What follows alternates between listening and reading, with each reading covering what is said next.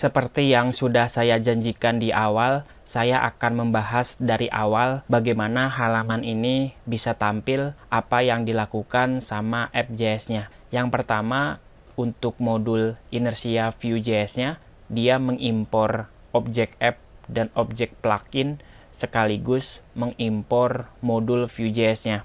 Lakukan instant object view seperti biasa, tapi dengan memasang sebuah plugin berbasis inersia pakai sintak view.use, di mana objek view-nya akan merender sebuah aplikasi dengan mengirimkan data props yang berupa inisialisasi sebuah halaman yang sudah di-encode dalam bentuk JSON serta mengembalikan nama komponen sebagai nama template yang berhasil kalian render. Dan pada akhirnya, template halaman tersebut akan dicetak ke dalam elemen div dengan ID app. Kita referensikan elemen tersebut ke dalam objek view sebagai satu kesatuan dari aplikasi Vue.js-nya. Makanya halaman home dan halaman template about-nya, dua halaman tersebut berhasil dicetak ke dalam web browser berdasarkan rute URL yang saya akses. Ini adalah halaman home dan berikut ini adalah template about-nya. Yang kerennya di sini, dengan menggunakan inersia, setiap halaman akan memiliki sebuah controller untuk merender sebuah template komponen yang sudah kita lakukan di video sebelumnya. Kita akan rendering template komponen berbasis JavaScript tanpa menggunakan sebuah API.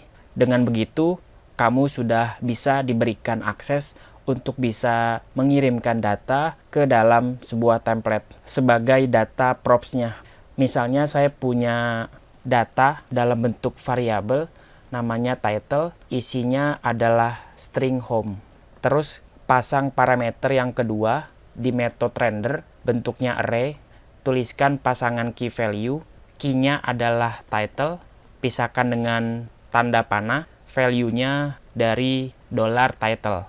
Karena kita mengirimkan data ke dalam template home-nya, maka komponen template home-nya akan menerima data tersebut dalam bentuk props. Jadi kamu buat script pembuka dan penutup untuk melakukan ekspor default. Kurung kurawal, berikan opsi props yang bentuknya array, kasih namanya title. Nama title di sini adalah nama kunci dari rendering servernya. Kalau sudah diaktifkan data props-nya dengan nama title, maka data title-nya bisa kamu binding ke dalam template dengan menggunakan sintak kurung kurawal. Pastikan untuk template kita rendering di satu root. Saya gunakan div, lalu saya akan cetak di sini hello title. Pastikan menggunakan sintak templating dari Vue.js-nya, pakai kurung kurawal 2 kali, cetak datanya di sini. Sekarang kalau kamu buka halaman home, kita mendapatkan judul title-nya. Tentu judul title-nya tidak sinkron dengan apa yang kita buat.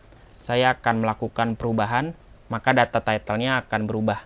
Pastikan kalian menjalankan npm run watch untuk melakukan perubahan di sisi kliennya. Ketika kita melakukan update di bagian CSS dan bagian JavaScript-nya, dia akan melakukan building dan mengenerate aset statik untuk CSS kita dan JavaScript-nya. Makanya ketika kamu referensikan ke root template, kamu pun bisa memberikan alternatif lain menggunakan metode aset.